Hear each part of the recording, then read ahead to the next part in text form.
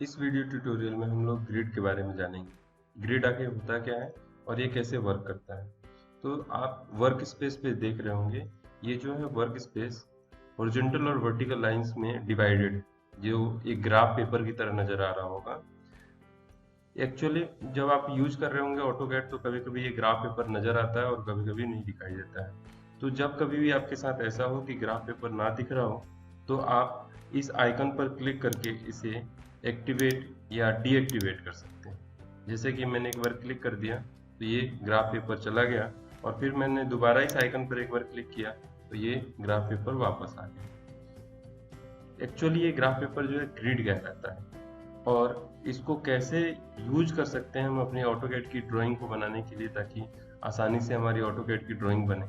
अगर आप ध्यान से देखेंगे तो हर एक 5 लाइन के बाद एक मेजर लाइन बनी हुई है, और इन मेजर लाइन की हेल्प से एक स्क्वायर जैसा दिख रहा है कुछ शेप, और एक स्क्वायर बॉक्स में कुछ 5 हॉरिजॉन्टल लाइन और 5 वर्टिकल लाइन है, जिसकी वजह से लगभग 25 स्क्वायर्स नजर आ रहे हैं। हम इसकी सेटिंग बदल सकते हैं।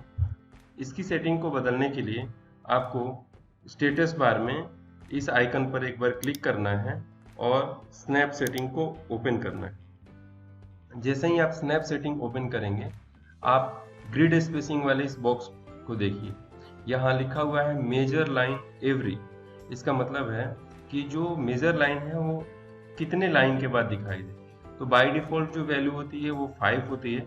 हम इसे चेंज कर सकते हैं, जैसे कि मैंने इसे 10 कर दिया और इसे ओके कर दिया। अगर आप अब ध्यान से देखेंगे तो इसमें ग्रिड की वैल्यू जो है चेंज हो गई है। अब हर एक 10 लाइन के बाद एक मेजर लाइन बनी हुई है, यानी अब जो बॉक्सेस की संख्या है वो 25 से 100 हो चुका है। तो ऐसे हम इसकी सेटिंग को बदल सकते हैं। मैं इसको फिर से वापस 5 कर देता हूँ। अब आप इस बात पे ध्यान देंगे कि इसको हम यूज कैसे करते हैं।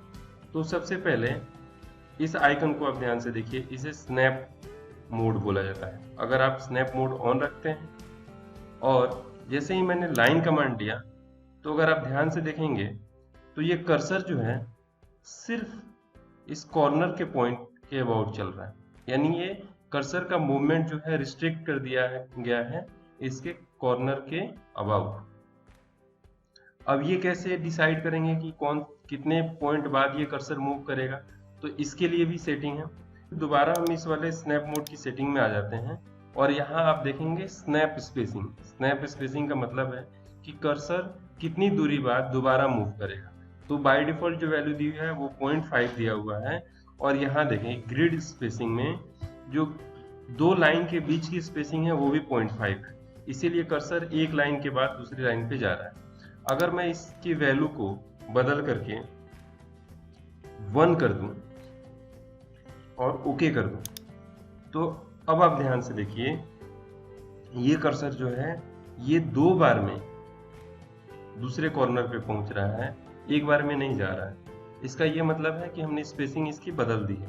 पहले जो है 0.5 दोनों में था, इसलिए वो डायरेक्ट कॉर्नर पे जा रहा था। अभी हमने 1 कर दिया तो ये हाफ होने की वजह से 2 बार में जा रहा है। इसका क्या बेनिफिट है, जैसे कि दोबारा से मैं इसकी सेटिंग को बदल देता हूं और मैं क्या करता हूं कि स्नैप स्पेसिंग भी 1 कर देता हूं और ग्रिड स्पेसिंग भी 1 कर देता हूं। और मान लीजिए मुझे एक लाइन बनानी है, तो मैं लाइन कमांड लेता हूं, और मुझे लाइन जो बनानी है वो 5 mm की बनानी है।